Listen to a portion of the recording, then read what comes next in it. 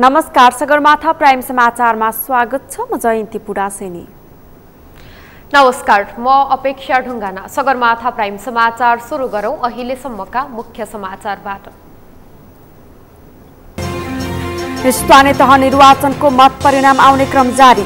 पछिल्लो तथ्याङ्क अनुसार नेपाली कांग्रेस पहिलो स्थानमा, नेकपा एमाले दोस्रो स्थानमा।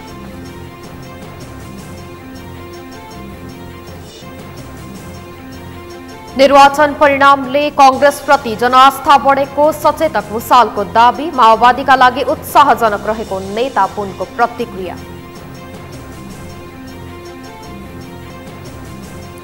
भारतसँगको असमान व्यापार सम्बन्ध सच्याउन जसपा अध्यक्ष डाक्टर भट्टराईको सुझाव। सरकारसँग काम गर्ने क्षमता र इच्छा नभएको एमाले सचिव भट्टराईको आरोप।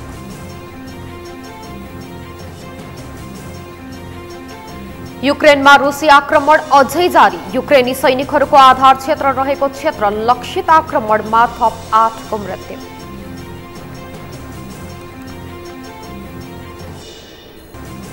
र राष्ट्रिय फुटबल टिमका मुख्य प्रशिक्षक अल्बो ताइरी र खेलाडी बीचको विवाद पहिचान समितिले प्रतिवेदन बुझायो। छिटो सार्वजनिक गर्ने एन्फाको प्रतिबद्धता।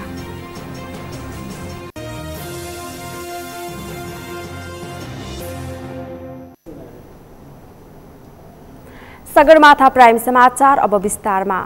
शुक्रबार सम्पन्न स्थानीय तह निर्वाचनको मत परिणाम सार्वजनिक हुने क्रम जारी छ। हालसम्म सार्वजनिक भएको मत परिणाम अनुसार नेपाली कांग्रेसले अग्रता कायम गरेको छ। नेकपा एमाले दोस्रो स्थानमा रहेको छ। नेपाल संघीय संरचनामा गएपछि दोस्रो पटक भएको स्थानीय तह निर्वाचन अधिकांश स्थानमा शान्तिपूर्ण रूपमा सम्पन्न भएको थियो। मतदान सकिएका केही स्थानको मत परिणाम आइसकेको छ भने धेरैजसो स्थानका मत परिणाम भने आउने क्रम जारी छ। निर्वाचन आयोगले निर्वाचन भएको करिब 5 दिनभित्रै मत परिणाम सार्वजनिक गर्ने घोषणा गरेको भए पनि सुस्त गतिको मतगणनाका कारण छिट्टै सम्पूर्ण मत परिणाम आउन सम्भव देखिँदैन। आयोगले धेरै मतदाता भएका स्थानमै पनि कम मतदान भएका कारण यस पटकको स्थानीय तह निर्वाचनमा अनुमान गरिए भन्दा कम मत खसेको जनाएको छ। परिणाम सार्वजनिक भएका स्थानीय तहमध्ये सबैभन्दा बढी नेपाली कांग्रेसले जित हासिल गरेको छ। अघिल्लो स्थानीय चुनावमा पहिलो भएको र संघीय संसदको समेत सबैभन्दा ठूलो दर नेकपा एमाले दोस्रोमा खुम्चिन पुगेको छ। नेकपा माओवादी केन्द्र पहिले जस्तै तेस्रो स्थानमा छ, तर आफ्नो अवस्थामा उल्लेखनीय सुधार गरेको छ। 2074 को स्थानीय निर्वाचनमा मधेस र गण्डकी प्रदेशमा बाहेक बाँकी 5 प्रदेशमा एमाले जितेको थियो। समग्रमा 294 स्थानीय तह जितेको एमाले 39% सहित पहिलो स्थानमा थियो।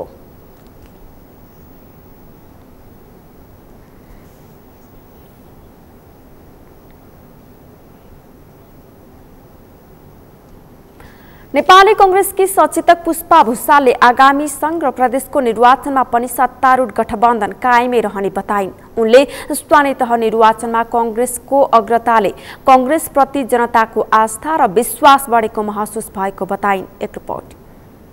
नेपाली कांग्रेसकी सचेतक पुष्प भुसालले आगामी संघ र प्रदेशको निर्वाचनमा पनि सत्तारूढ गठबन्धन कायमै रहने बताइन्।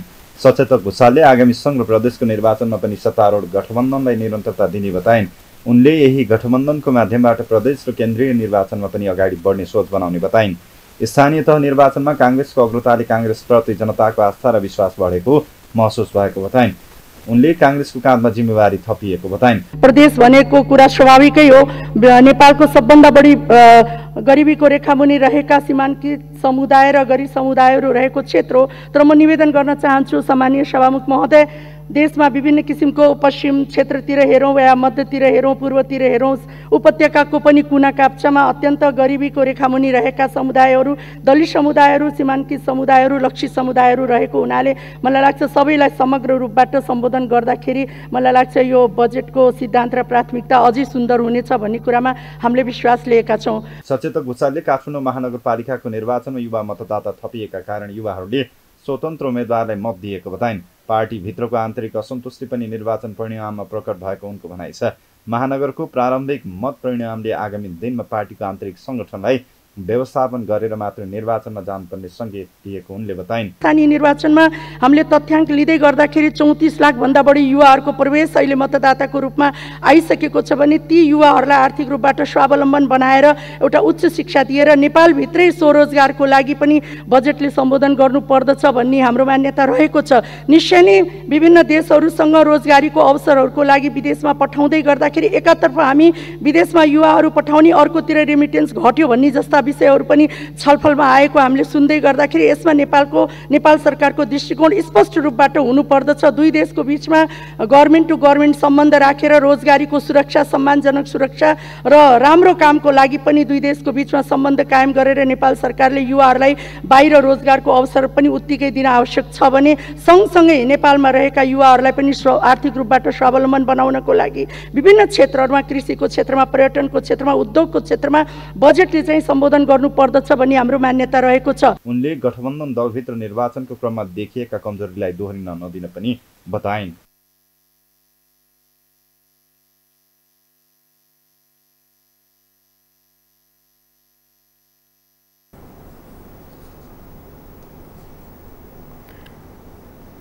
दर्शकवृन्द, यति बेला निर्वाचनपछि भएको मतगणनाको मत परिणामहरू आउने क्रम जारी नै रहेको छ र विभिन्न स्थानको मत परिणामहरू आइसकेको छ भने केही स्थानमा मतगणना पनि जारी रहेको छ र काठमाडौँ महानगरपालिकामा पनि यति बेला मतगणना जारी रहेको छ, जहाँ स्वतन्त्र उम्मेदवार बालन शाह अग्रस्थानमा रहनु भएको छ र त्यहाँ मतगणना अहिले के कसरी भइरहेको छ यसै विषयमा थप जानकारी दिनका लागि हाम्रा सहकर्मी अमृत ढकाल प्रत्यक्ष सम्पर्कमा हुनुहुन्छ। अमृतजी। हजुर जयन्तीजी। काठमाडौँ महानगरपालिकाको मतगणना कसरी भइरहेको छ, अहिलेसम्मको नतिजाहरू कस्तो आइरहेको छ बताउनुहोस्। जयन्तीजी, म तपाईलाई जानकारी गराउँ। अहिले काठमाडौँ महानगरपालिकामा वार्ड नम्बर 4, 6, 7, 28, 29, 30, 31 र 32 वाडाको मतगणना भइरहेको छ र यस अगाडि नै काठमाडौँ महानगरपालिकाको वार्ड नम्बर 1, 2, 3 र 5 नम्बर वाडाको मत परिणाम सार्वजनिक भइसकेको छ र अधिकांश ठाउँमा नेकपा एमाले जितेको अवस्था छ। यद्यपि मेयरको अवस्थामा भने अहिलेसम्म पनि स्वतन्त्र रूपले उम्मेदवारी दिएका बालेन्द्र शाह उर्फ बालिन शाह सबैभन्दा अगाडि छन् र हामीलाई प्राप्त 6:15 जाँदासम्मको तथ्याङ्क अनुसार वा भनौँ मतगणना अनुसार बालिन शाहले 18,237 मत ल्याएका छन् भने नेकपा एमालेका तर्फबाट उम्मेदवारी दिएका केशव स्थापितले 9,517 मत ल्याएका छन्। यस्तै 5 दलीय सत्ता गठबन्धनका तर्फबाट साझा उम्मेदवारी दिएकी सृजना सिंहले 8,537 मत ल्याएको अवस्था छ। जस्तो यो काठमाडौँ महानगरपालिकामा एकदमै सुस्त गतिमा मतगणना भइरहेको छ, कर्मचारीहरू पनि पर्याप्त नहुँदा चाहिँ मतगणनामा ढिलाइ भएको भनेर आम जनगुनासो आइरहेको छ। के छ त्यहाँ कर्मचारी पर्याप्त नभएकै हो? जयन्तीजी, म तपाईलाई जानकारी गराउँ। काठमाडौँ महानगरपालिका लगायतका देशका ठुला सहरमा ठुला महानगरपालिका र उपमहानगरपालिकामा अहिले मतगणना निकै सुस्त गतिमा भएको छ भनेर आम जनताबाट र आम सरकारवाला निकायबाट अहिले आलोचना भएको छ। काठमाडौँ महानगरपालिकामा पनि अहिले मतगणना जुन गतिमा हुनुपर्ने थियो त्यो गतिमा नभएको भनेर चारैतिरबाट आलोचना भइरहेको छ। यद्यपि निर्वाचन आयोगले भने केही प्राविधिक कारणले गर्दाखेरि मतगणनामा ढिलाइ भएको भनेर हामीले जनाएको छ। यस्तै आयोग र त्यहाँ खटिएका दलका प्रतिनिधिहरूले हामीलाई विशेष काठमाडौँमा यसै त उम्मेदवारहरूको संख्या बढी भएको, स्वतन्त्र सहित 55 जनाको उम्मेदवारी भएको र एउटा मत 55 जानै प्रतिनिधिहरूलाई देखाउनु पर्ने भएका कारणले गर्दाखेरि पनि मतगणना ढिलाइ भएको अवस्था छ भनी जनाएको छ। यसै चाहिँ अहिले सुरुवाती चरणमा भने वार्ड नम्बर 1 र 32 को मात्रै मतगणना गर्दा अलिक ढिलो आएको थियो भने अब अहिले चाहिँ 6-7 वटा ठाउँमा मतगणना गरिएको छ। त्यसकारणले गर्दाखेरि पहिलाको भन्दा त अहिले अलिक छिटो नै मतगणना भएको छ। यद्यपि जुन गतिमा हुनुपर्ने थियो त्यो चाहिँ भएको छैन र यसमा चाहिँ कर्मचारीहरूको पनि संख्या कम छ र दल र गणना जति प्राप्त र जति कर्मचारीहरू छन् उनीहरूले पनि गन्नै ढिलो गरेको अवस्था छ। जस्तो यहाँले बताउनु भयो मतगणना ढिलो भइरहेको छ, यद्यपि केही ठाउँको मतगणना फेरि पनि थपिएको छ र जारी रहेको छ। तर अब काठमाडौँको मतगणना चाहिँ निर्वाचन आयोगले तोकेकै समयमा सकिएला कि समय थप्नु पर्ला, के छ अहिलेको अवस्था हेर्दा? जयन्तीजी, म तपाईँलाई जानकारी गराउँ, निर्वाचन आयोगले हामीलाई बताए अनुसार काठमाडौँ महानगरपालिकाको मतगणना 10 दिनमा सम्पन्न गर्ने भनेर बताएको थियो। यद्यपि यही अवस्थामा गयो भने काठमाडौँ महानगरपालिकाको मतगणना 10 दिनमा नसकिने निश्चित नै छ। अब तर यसबारेमा निर्वाचन आयोगले समय थप्ने वा नथप्ने भनेर अहिलेसम्म हामीले जानकारी भने दिएको छैन। हस्, जानकारीका लागि धन्यवाद। उहाँ हुनुहुन्थ्यो हाम्रा सहकर्मी अमृत ढकाल। काठमाडौँ महानगरपालिकाको मतगणना जारी रहेको छ र 10 दिन समय तोकेको छ निर्वाचन आयोगले। त्यस समय सीमाभित्रमा चाहिँ मतगणना सकिन्छ कि सकिँदैन भन्नेमा चाहिँ अझैसम्म पनि अन्यलता रहेको छ। अब बाँकी समाचार।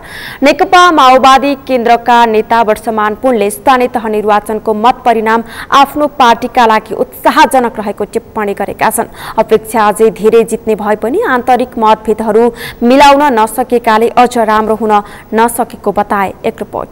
नेकपा माओवादी केन्द्रका नेता वर्षमान पुनले स्थानीय तहको प्रारम्भिक मत परिणाम उत्साहजनक भएको बताएका छन्। मत परिणामले आफ्नो पार्टीको एजेन्डा देशमा स्थापित रहेको र त्यो एजेन्डा जनताले रुचाएको छ भन्ने कुरा पुष्टि भएको बताएका छन्।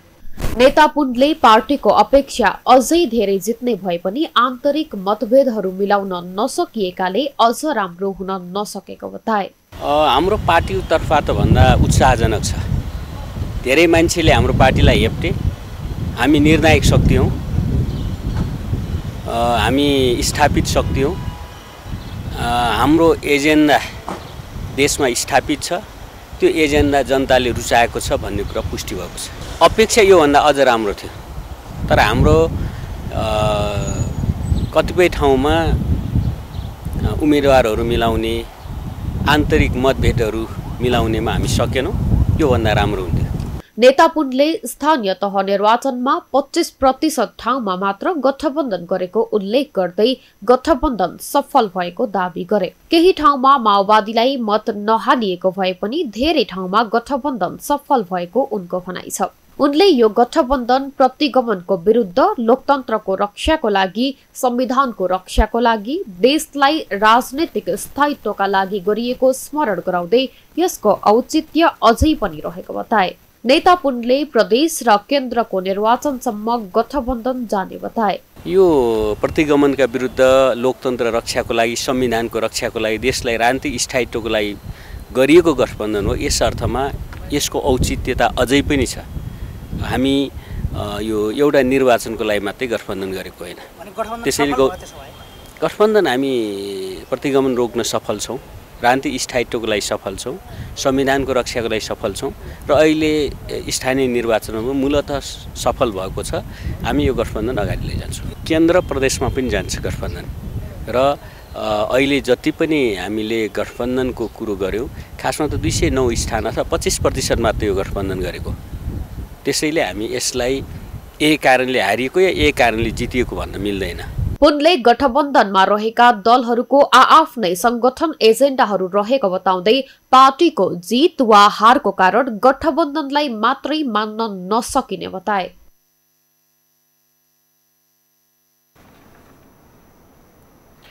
स्थानीय तहको निर्वाचन शुक्रबार सम्पन्न भएको छ। अहिले देशका अधिकांश स्थानीय तहको मत परिणाम सार्वजनिक भइसकेको छ भने केही स्थानीय तहको नतिजा आउने क्रम जारी रहेको छ।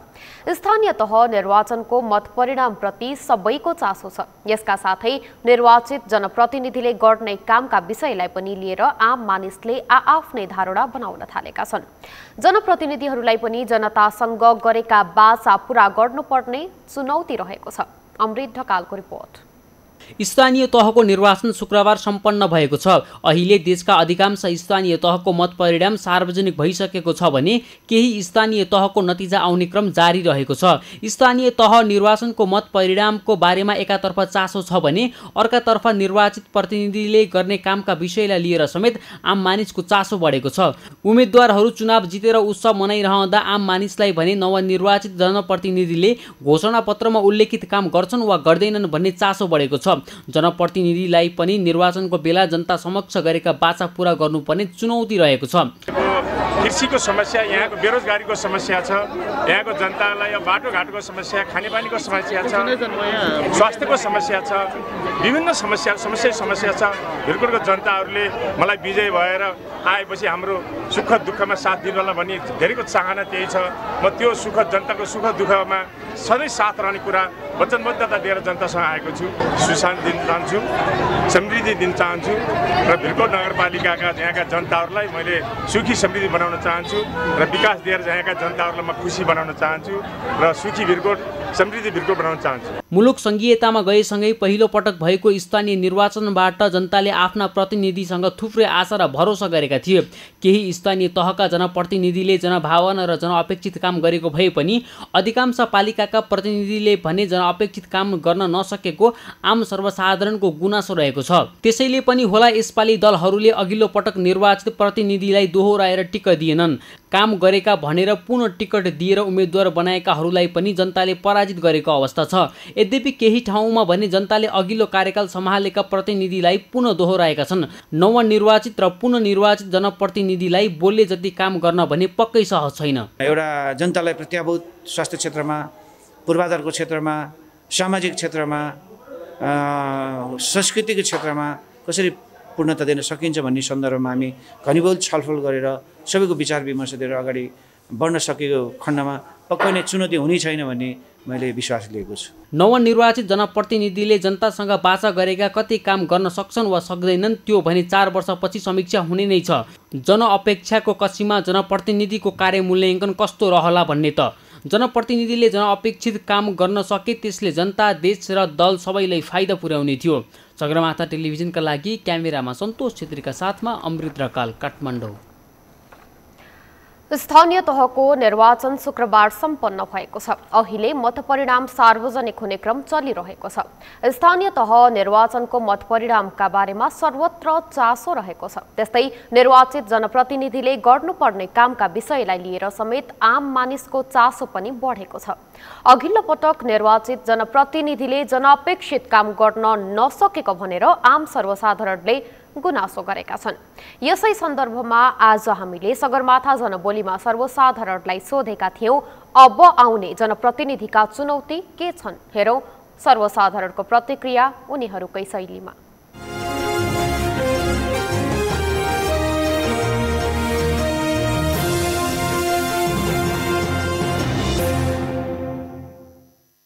अब यस्तो फोहोरहरू नहोस्, पानी होस्, अनि यहीँ रोजगारी पाउन्, आफ्नो देश छोडेर छोरा नाति बाहिर जान नपरोस्। यहीँ रोजगारी पाएदेखि जाँदैन्थे होलान्, छोरा नाति बाहिर जान नपरोस्, यहीँ गरी खाउन् आफ्नो देशमा, आफ्नो जन्मभूमिमा। त्यस्तो राम्रो नेता चुनु। तपाईँको बाटोघाटो, खानेपानी, तपाईँको ढल निकास, अब धेरै समस्या छ। यसको लागि अब टाइम लाग्छ होला होइन, राम्रो प्रतिनिधि आएपछि गर्लान् होइन, तर टाइम लाग्छ। तर पनि अबका युवाहरू युवतीलाई होइन, अब हाम्रा छोराछोरीलाई विदेश जान नपरोस् होइन, यहीँ अब केही काम गरेर खान पाउन् होइन।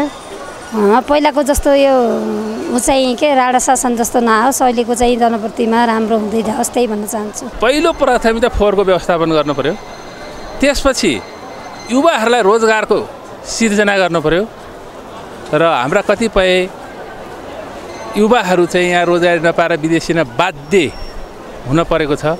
यसको निराकरण गर्न चाहिँ खास चाहिँ नेताहरूले ध्यान दिनुपर्छ जस्तो मलाई लाग्छ।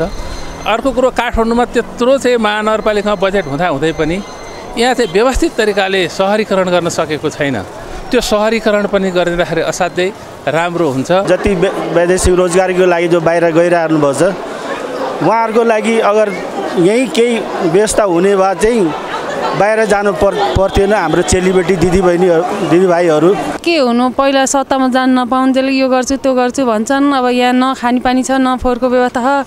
छोराछोरी पढाइ अहिले यसरी विदेशी नपरे के छ यहाँ रोजगारी? अब रोजगारी नपाला रोजगारी चाहियो। खोइ त यसो गर्छु भने उसो गर्छु भने सत्तामा गएपछि के गरे त? ऊ प्रधानमन्त्री भयो भने यो हुन्छ भन्यो ऊ हुन्छ भन्यो।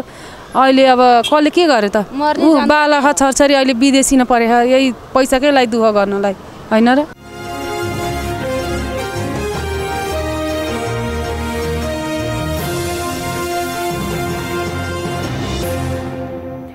समाचारमा पालो भएको छ विश्रामपछि। भारतसँगको असमान व्यापार सम्बन्ध सच्याउन जसपा अध्यक्ष डाक्टर भट्टराईको सुझाव। सरकारसँग काम गर्ने क्षमता र इच्छा नभएको एमाले सचिव भट्टराईको आरोप। युक्रेनमा रुसी आक्रमण अझै जारी। युक्रेनी सैनिकहरूको आधार क्षेत्र रहेको क्षेत्र लक्षित आक्रमणमा थप 8 को मृत्यु।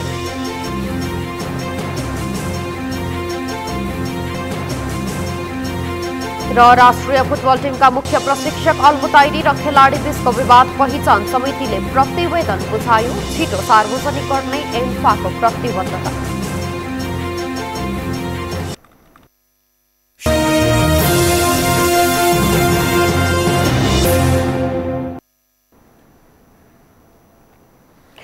विश्रामपछि सगरमाथा प्राइम समाचारमा पुनः स्वागत छ। अब बाँकी समाचार। जनता समाजवादी पार्टी संघीय परिषद अध्यक्ष तथा पूर्व प्रधानमन्त्री डाक्टर बाबुराम भट्टराईले भारतसँगको असमान व्यापार सम्बन्ध सच्याउनु पर्ने आवश्यकता भएको बताउनु भएको छ। आज प्रतिनिधि सभा बैठकमा आगामी आर्थिक वर्ष 2079-80 का लागि विनियोजन विधेयकको सिद्धान्त र प्राथमिकता सम्बन्धमा माथिको छलफलमा बोल्दै अध्यक्ष भट्टराईले यस्तो बताउनु भएको हो। उहाँले नेपालले भारतसँग सुगौली सन्धिपछि मुलुक परनिर्भरतामा गएकाले विगतमा भारतसँग भएका व्यापार सन्धिहरू पुनरावलोकन हुनुपर्ने आवश्यकता देखिएको बताउनुभयो। उहाँले नेपालमा सुधौली सन्धि भन्दा पहिले नेपालबाट भारतमा 5 गुणा बढी निर्यात गर्ने भए पनि त्यसपश्चात नेपालले उल्टो 5 गुणा बढी आयात गर्न लागेको बताउनुभयो। अहिले भारतबाट नेपालले निर्यात भन्दा 15 गुणा बढी आयात गरेको दावी गर्नुभयो। भट्टराईले भारतसँगको असमान व्यापार सम्बन्ध सच्याउनु सरकारले नयाँ सम्झौता गरेर अगाडि बढ्नुपर्ने बताउनुभयो। अहिलेको $1000बाट कमसे कम 10 वर्षभित्र $4000 र 20 वर्षभित्र $12000 पुर्याउनको निम्ति हामीले ठुलो स्केलमा आधुनिकतावादी बाटोबाट नगइकन सुगर छैन। मसिन गन नगरिकन र पहिलो औद्योगिक क्रान्तिका कुरा छैन। अब त हामीले चौथो पहिलो दोस्रो तेस्रो चौथो एकैचोटि औद्योगिक क्रान्ति गरेर उत्पादन बढाउने र हाम्रो नारा नै मलाई लाग्छ मैले पहिले पनि सुझाव दिएको थिएँ 2 अङ्कको वृद्धि दर 2 दशक निरन्तर यति नारा बनाउनु। त्यो गर्दा कसरी त्यो हासिल हुन्छ? 2 दशकसम्म 2 अङ्कको वृद्धि दर निरन्तर हासिल गर्ने उपाय के छ? त्यो अर्थशास्त्रीहरूले बताउँछ। के इन्भेस्ट गर्नुपर्छ, कसरी पुँजी कसरी प्रविधि ल्याउनुपर्छ, निजी क्षेत्रले के गर्छ, राज्यले के गर्छ, कुन क्षेत्रमा लगानी गर्दा कति प्रतिफल आउँछ आदि जस्ता कुरा हुन्। जीडीपीको करिब 40% लगानी गरियो भने त्यसले 2 अङ्कको वृद्धि दिन्छ भन्ने चाहिँ एउटा फर्मुला हुन्छ। पूर्व प्रधानमन्त्री भट्टराईले गतिहीनता र वैदेशिक परनिर्भरता नै नेपाली अर्थतन्त्र पछाडि पर्नुको मुख्य कारण रहेको बताउनुभयो। उहाँले आगामी वर्षको बजेटमा सरकारले उत्पादनमा आधारित अर्थतन्त्र निर्माणमा बल पुग्ने गरी बजेट ल्याउन सुझाव दिनुभयो। नेकपा एमालेका सचिव योगेश भट्टराईले वर्तमान सरकार जति समय रह्यो त्यति नै समयको बर्बादी हुने बताउनु भएको छ। आज प्रतिनिधि सभाको बैठकमा विनियोजन विधेयक 2079 को सिद्धान्त र प्राथमिकता सम्बन्धी छलफलमा भाग लिँदै भट्टराईले यस्तो बताउनु भएको हो। उहाँले वर्तमान गठबन्धन सरकारसँग काम गर्ने क्षमता र इच्छा शक्ति दुवै नभएको आरोप लगाउनुभयो। भट्टराईले सरकारलाई राज्य संयन्त्रले समेत नपत्याएको बताउनुभयो।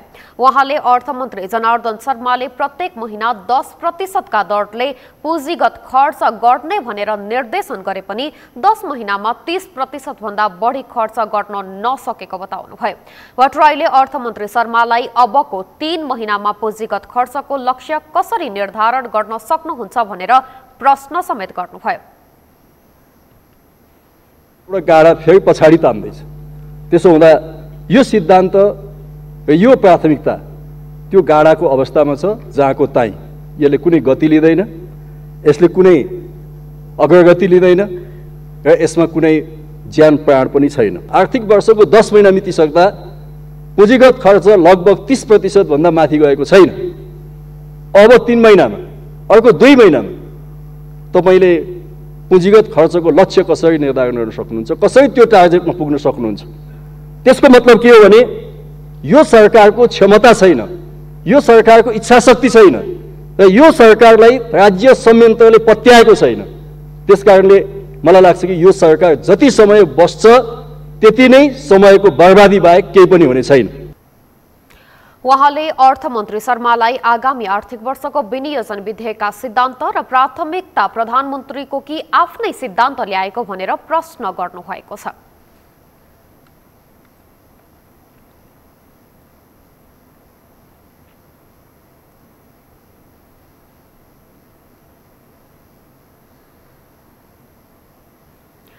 सरकारले रूस र स्पेनका लागि प्रस्ताव गरेका 2 राजदूतहरूले संसदीय सुनवाई विशेष समितिमा आफ्ना योजना प्रस्तुत गरेका छन्।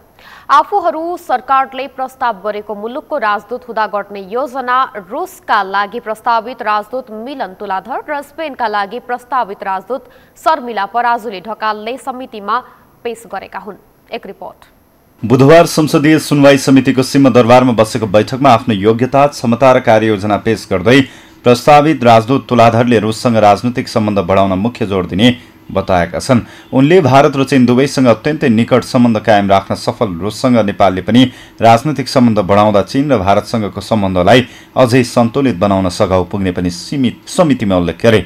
नेपालले भारत र चीनसँगको सम्बन्धलाई सन्तुलित ढङ्गले अघि बढाएर जानको विकल्प नभएको भन्दै प्रस्तावित राजदूत तुलाधरले त्यो सम्बन्धलाई अझ सुदृढ बनाउन रूससँगको सम्बन्ध जरुरी रहेको स्मरण गराए। रूस एउटा यस्तो देश हो जसको चाहिँ भारतसँग पनि अत्यन्त निकटको सम्बन्ध छ र चीनसँग पनि उसको स्ट्राटेजिक रिलेसन छ।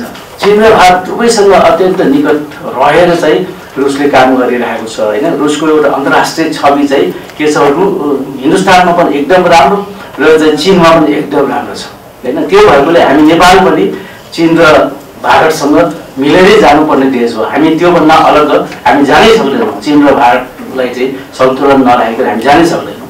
त्यसरी सन्तुलन राख्दाखेरि हामीले रुससँग पनि सम्बन्ध राम्रो राख्नुपर्ने जरुरी देखिन्छ र यो राजनीतिक हिसाबले हेर्नुभयो भने रुससँगको सम्बन्धलाई यसरी स्ट्राटेजिकली हामीले हेर्न सकिन्छ र यो खास गरेर कोभिड हुनुभन्दा ठिक अगाडि नेपालको तत्कालीन परराष्ट्र मन्त्री नभेम्बर 2019 मात्रै तत्कालीन परराष्ट्र मन्त्रीले त्यहाँ भन्नुभएको थियो। त्यहाँ निकै कुराहरूको आदान प्रदान भएको थियो। प्रस्तावित राजदूत तुलाधरले रूसको पर्यटक भित्राउन र नेपालको हस्तकलाका वस्तुहरूमा निर्यात गरेर निर्यात व्यापारमा योगदान पुर्याउन पनि आफू लागि पर्ने बताए। त्यसैगरी बैठकमा स्पेनका लागि प्रस्तावित राजदूत शर्मिला पराजुली ढकालले आफूले राजदूतको रूपमा कुनै पनि गलत काम नगर्ने प्रतिबद्धता व्यक्त गरिन्। ओमानमा राजदूतको जिम्मेवारी सम्हाल्दा आफूले कुनै गल्ती नगरेको स्मरण गराउँदै उनले स्पेनमा पनि राजदूतको रूपमा कुनै पनि गल्ती नगर्ने प्रस्ताएकी हुन्। प्रस्तावित राजदूत ढकालले देश र जनताप्रति उत्तरदायी भएर लिइएको राजदूतको जिम्मेवारीलाई आफूले अन्यथा ठाउँमा दुरुपयोग गर्न नमिल्ने समेत बताइन्। फोकस भनेको हाइली स्किल्ड वर्कर नै हुनुपर्छ भन्ने मलाई लाग्छ। ओमानमा पनि हामीले डक्टर्सहरूको लागि नेपालमा डक्टर्सहरू जान थालिसक्नु भएको छ। ओमान त्यो पनि एउटा मेरो पास्टको कामसँग जोडेको। भोलि मैले गर्न सक्ने आफ्नो ठाउँबाट म गरि नै हाल्छु। अनि अघि कुरा उठाउनु भएको थियो हाम्रो माननीय गुरुङज्यूले, म के भन्छु भने हाम्रो आफ्नै सेल्फ हुन्छ होइन। 5 वर्ष अगाडि जुन कुरा गर्नुभएको थियो, जुन कुरा मैले होइन भनेर प्रुभ गर्नु परेको थियो, I don't think I have to prove again and again. म एकदमै क्लियर छु यो विषयमा र मलाई लाग्छ यो गर्नेहरूको होइन कहिले जुनाजुसँग जोड्ने होइन कहिले कोसँग जोड्ने काइन्ड अफ हुन्छ नि रिलेसनल सेल्फ राखिदिएको छ क्या। तर म चाहिँ त्यसमा विश्वास गर्दिनँ। म आफ्नो सेल्फमै विश्वास गर्छु। मेरो आफ्नो काम, मेरो आफ्नो मैले के गरिरहेको छु भन्ने कुरा म विश्वास गर्छु। प्रस्तावित राजदूत ढकालले हाई स्किल वर्करको व्यवस्थापनको कामलाई आफूले जोड दिने योजना पनि समितिमा पेश गरिन्।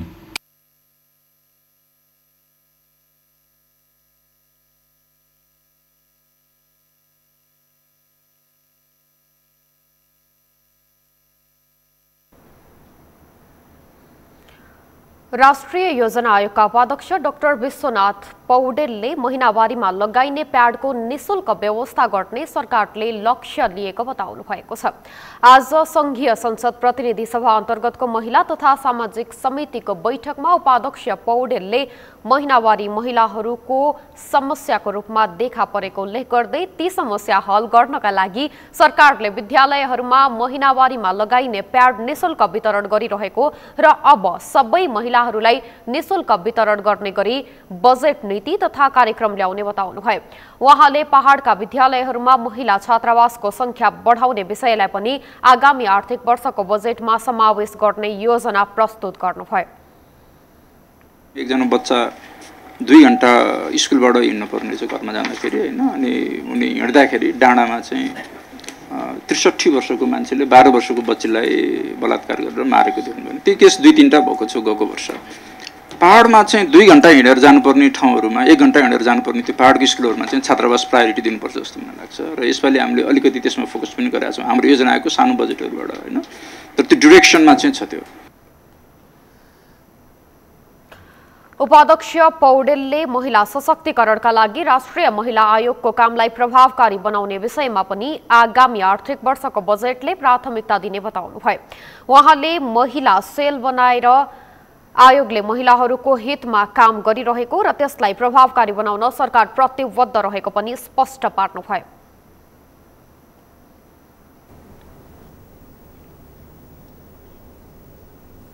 स्थानीय तहको निर्वाचन शुक्रबार सम्पन्न भएको छ। यद्यपि नतिजा आउने क्रम भने जारी रहेको छ।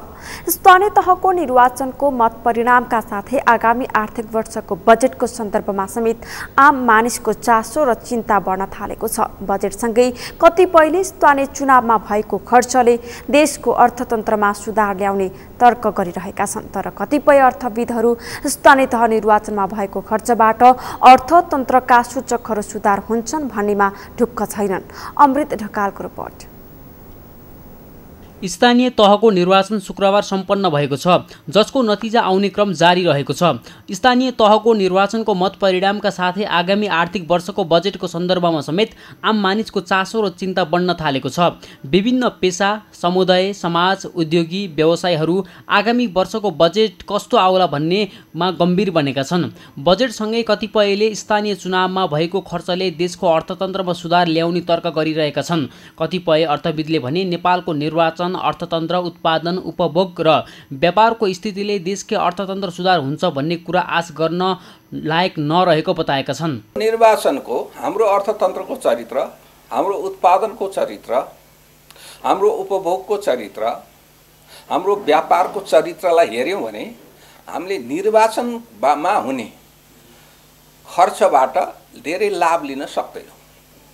निर्वाचनमा हुने खर्चको राजनीतिक लाभ त डेमोक्रेटिक बेनिफिट त छ, त्यो के आवधिक निर्वाचन हुनुपर्छ, त्यसलाई पैसासित धेरै तुलना गर्न उपयुक्त नहोला। तर जति साधन र स्रोत चाहिँ जान्छ त्यो सरकारी पक्षबाट र निजी उम्मेदवारहरूको पक्षबाट जति खर्च हुन्छ त्यसले थोरै मात्रामा उत्पादन बढाउँछ। थोरै मात्रामा स्थानीय तहमा उत्पादन केही बढाउला, चाहिँ खसी तपाईँको चाहिँ माछा मासु हैन, कुखुरा अलिक बढी बिक्री होला है। तर चाहिँ हामी त्यो बेला खानपिन रक्सीदेखि लिएर अन्य सबै खानपिन हामी बाहिरबाट ल्याउँछौँ। वरिष्ठ अर्थविद अधिकारीले चुनावमा औपचारिक क्षेत्रबाट भन्दा अनौपचारिक क्षेत्रबाट धेरै खर्च भएको र त्यसले मुलुकको अर्थतन्त्रमा ठूलो लाभ नहुने बताएका छन्। उनले निर्वाचनका क्रममा सरकार वा निजी क्षेत्रबाट खर्च हुने पैसाले स्थानीय तहमा केही क्षेत्रमा मात्रै आर्थिक गतिविधि बढाउने तर मुलुककै अर्थतन्त्रमा ठूलो परिवर्तन नगर्ने दाबी गरेका छन्। निर्वाचनले हामीलाई चाहिँ के गर्छ भने व्यापार घाटा नै बढाउनलाई मद्दत गर्छ, मूल्य बढाउनलाई नै मद्दत गर्छ र त्यो एक खालको अनौपचारिक अर्थतन्त्रको आकार बढाउनलाई नै मद्दत गर्छ। अहिले त भर्खर स्थानीय तहको निर्वाचन भएको छ, अब दुई तहका निर्वाचन हुन अझै बाँकी छ। त्यसकारणले गर्दा अहिले त्यो निर्वाचनको लागि भनेर उम्मेदवारहरूको तर्फबाट अनौपचारिक तवरले ब्याङ्किङ वित्तभन्दा बाहिर राखेको पैसा सबै निक्लिएको पनि छैन, अहिले निस्कँदा पनि निक्लिँदैन, किनभने दुईटा चुनाव बाँकी नै छ हैन। दुईटा भनौँ एकैचोटि भए पनि दुईटा तहको निर्वाचन बाँकी नै छ।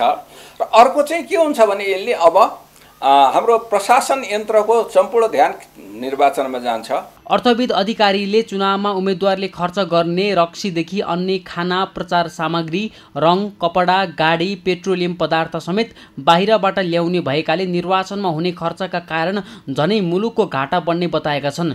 स्थानीय तहमा प्रतिनिधित्वका लागि उम्मेदवारी दिएकाहरूले चुनावी खर्चले सङ्कटमुख अर्थतन्त्रमा लाभ पुग्ने सरकारको अपेक्षा छ। यद्यपि अर्थविदहरू भने मुलुकको अर्थतन्त्रमा अपेक्षाकृत सुधार आउने सरकारी तर्कसँग सहमत हुन सकेका छैनन्। सगरमाथा टेलिभिजनका लागि अमृत ढकालको रिपोर्ट। सगरमाथा प्राइम समाचारमा एकैछिन विश्रामपछि।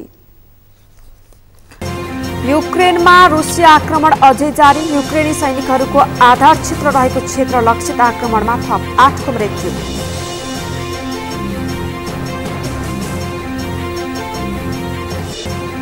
र राष्ट्रिय फुटबल टिमका मुख्य प्रशिक्षक अलमुताइरी र खेलाडी बीचको विवाद पहिचान समितिले प्रतिवेदन बुझाए। छिटो सार्वजनिक गर्ने इन्फाको प्रतिबद्धता।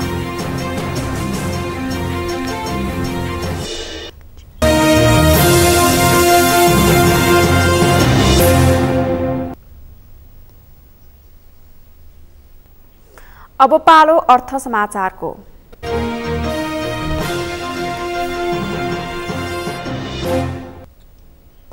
स्थानीय निर्वाचनको प्रभाव काठमाडौँ उपत्यकाको बजारमा प्रत्यक्ष देखिएको छ। दैनिक उपभोग्य वस्तुको मूल्य आकाशिएकाले बजारमा चुनावको प्रभाव देखिएको हो। बजारमा दैनिक उपभोग्य वस्तुको मूल्य वृद्धि हुँदा सर्वसाधारण उपभोक्ता भने मारमा परेका छन्। यति बेला अधिकांश सामग्रीमा मूल्य वृद्धि भए पनि निर्वाचनकै कारण बजारमा मूल्य वृद्धि नभएको बताएका छन्। प्रिन्स मिश्रको रिपोर्ट।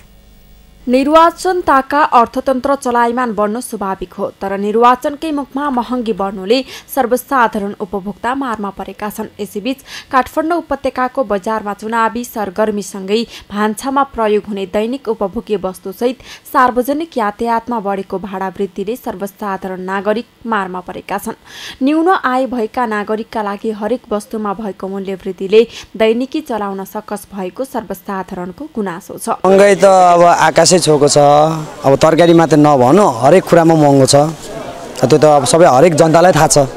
किनभने यो अब चुनावको माहौलले गर्दाखेरि सबभन्दा प्रथम त चुनावको माहौलले गर्दा यो महँगी भएको। अब इलेक्सन भर्खर भयो, त्यसले गर्दाखेरि त्यो सिचुएसनले गर्दाखेरि यहाँ अब तरकारीको महँगाई बढेको हो। हजुर 15 दिनको रेसियोमा जस्तै अब यहाँ जस्तै अब वेदर अलिकति डाउन भयो, रेनी सिजन भयो भने अलिक पानी पर्यो भने तरकारीको भाव बढिहाल्छ हैन। अब कि अब कताबाट बाटो बन्द भयो भने तरकारीको भाव बढिहाल्छ। अब चाइनाको बाटो कि इन्डियाबाट बाटो बन्द भयो भने तरकारीको भाव बढिहाल्छ। त्यो सिचुएसनले गर्दाखेरि त्यस्तो चाहिँ भइरहेछ। निर्वाचनको समयमा उच्च मागमा रहेका खाद्य तथा पेय पदार्थको मूल्यमा वृद्धि हुने गरेको पुरानै संस्कार हो। त्यसको निरन्तरता स्वरूप यस पटकको निर्वाचनका समयमा पनि बजारमा खाने तेल, हरियो तरकारी, गेडागुडी, माछा मासु लगायतमा मूल्य बढेको छ। तर अहिलेको मूल्य वृद्धि निर्वाचनको कारण नभएको कालीमाटी फलफुल तथा तरकारी बजार विकास समितिको भनाइ छ। दैनिक आपूर्तिमा भएको असन्तुलन र बेमौसमी तरकारी उत्पादन हुने भएकाले बजारका केही तरकारी जन्य वस्तुमा मूल्य वृद्धि भएको समितिले जनाएको छ। निर्वाचनको कारणले गर्दाखेरि मूल्यमा धेरै उतार चढाव आएको अथवा मूल्य वृद्धि भएको त्यो किसिमले हामीले पाएका छैनौँ। र अब अहिलेको मौसमी अवस्थाको कारणले गर्दाखेरि कतिपय वस्तुहरूको मूल्य माथि गएको र कतिपयको झरेको पनि देखिएको छ। अब जस्तो अहिले अब हिउँदे तरकारीहरूको सिजन सकियो, त्यो कारणले गर्दाखेरि काउली, बन्दा, हरिया सागपातहरू यस्ता किसिमका तरकारीहरूको मूल्य माथि गएको अथवा त्यस्ता किसिमका वस्तुहरू बजारमा अलिकति कम आएको देखिएको छ। पछिल्लो समय नेपाली बजारमा पेट्रोलियम पदार्थदेखि खाने तेलसम्मको मूल्य बढेको छ। शुक्रबार मध्यरातिदेखि लागू हुने गरी पेट्रोल, डिजल र मट्टीतेलको भाव बढेको हो। नयाँ मूल्य अनुसार पेट्रोलको मूल्य प्रति लिटर 170 रुपैयाँ पुगेको छ। डिजल र मट्टीतेलको मूल्य प्रति लिटर 153 रुपैयाँ पुगेको छ। यस्तै बजारमा अहिले माछा मासु तथा खाने तेलको मूल्य बढेको छ। बजारमा हरियो तरकारीको मूल्य पनि अत्यधिक रूपमा बढेको उपभोक्ताको गुनासो छ। हरियो तरकारी अन्तर्गत 15 दिन पहिला 60 रुपैयाँ प्रति केजी रहेको गोलभेडा अहिले 120 रुपैयाँ पुगेको छ भने 45 रुपैयाँको मटरको सा 130 रुपैयाँ पुगेको छ।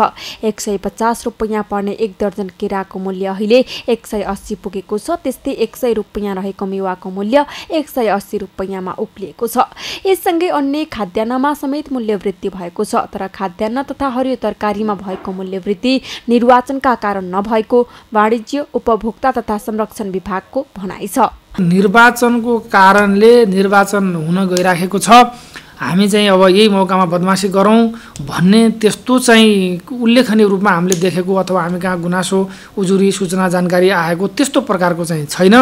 तर निर्वाचनलाई अथवा यी अन्य कारणलाई बहाना बनाएर चाहिँ कसैले बदमासी नगरोस् भन्ने विषयमा हामी चाहिँ सतर्क चाहिँ छौँ। निर्वाचनको समयमा मुलुकको अर्थतन्त्र चलायमान हुँदा बजारमा प्रभाव पर्नु स्वाभाविक हो। तर निर्वाचनकै कारण मूल्यमा वृद्धि हुने जस्ता कुरा तथा कथित नहुने विभागको भनाइ छ। निर्वाचनको बहानामा बिचौलियाले दैनिक उपभोग्य सामग्रीको मूल्य बढाए खबरदारी गर्न समेत विभागको सुझाव छ। सगरमाथा टेलिभिजनका लागि क्यामेरामा सम्पूर्ण लम्सालका साथमा प्रिन्स मिश्रको रिपोर्ट। अब पालो खेल समाचारको।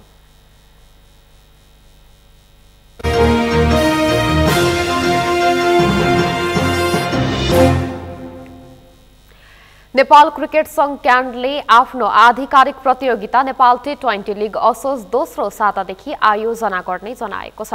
नेपाली क्रिकेटको सर्वोच्च निकाय नेपाल क्रिकेट संघ क्यान्डले आज पत्रकार सम्मेलन गरेर पहिलो संस्करणको टी20 आधिकारिक प्रतियोगिताको मिति घोषणा गरेको हो। प्रतियोगिताको घोषणा युवा तथा खेलकुद मन्त्री महेश्वर जङ गहतराजले गर्नुभयो। असोज 8 गतेबाट कार्तिक 5 गतेसम्म आयोजना हुने प्रतियोगिताका लागि युवा तथा खेलकुद मन्त्री गहतराजले यसमा सरकारले पूर्ण सहयोग गर्ने प्रतिबद्धता व्यक्त गर्नुभयो। कार्यक्रममा क्यानका अध्यक्ष चतुर बहादुर चन्दले संघको आधिकारिक लीगको मिति घोषणा गर्न पाउँदा खुसी लागेको बताउनुभयो। प्रतियोगिता कृतिपुर स्थित त्रिवी क्रिकेट मैदानमा हुनेछ। 6 टोलीले सहभागिता जनाउने प्रतियोगिता होम एन्ड अवेका आधारमा हुने चन्दले बताउनुभयो।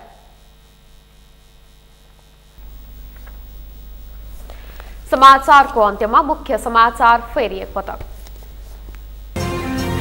स्थानीय तह निर्वाचनको मत परिणाम आउने क्रम जारी। पछिल्लो तथ्याङ्क अनुसार नेपाली कांग्रेस पहिलो स्थानमा, नेकपा एमाले दोस्रो स्थानमा।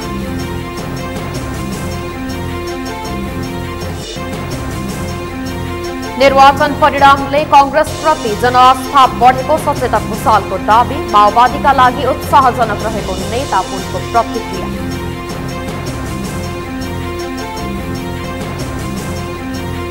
भारतसँगको असमान व्यापार सम्बन्ध सच्याउन जसपा अध्यक्ष डाक्टर भट्टराईको सुझाव। सरकारसँग काम गर्ने क्षमता र इच्छा नभएको एमाले सचिव भट्टराईको आरोप। युक्रेनमा रुसी आक्रमण अझै जारी। युक्रेनी सैनिकहरूको आधार क्षेत्र रहेको क्षेत्र लक्षित आक्रमणमा थप 8को मृत्यु।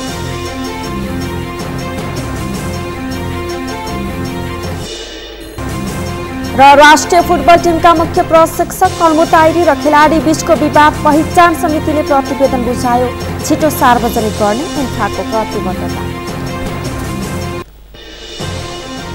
हवस् त सगरमाथा प्राइम समाचार अहिलेलाई सकियो। तपाईँ समाचार बुलेटिनका साथै सगरमाथा टेलिभिजनका सम्पूर्ण कार्यक्रम www.sagarmatha.tv मा पनि पढ्न र हेर्न सक्नुहुनेछ।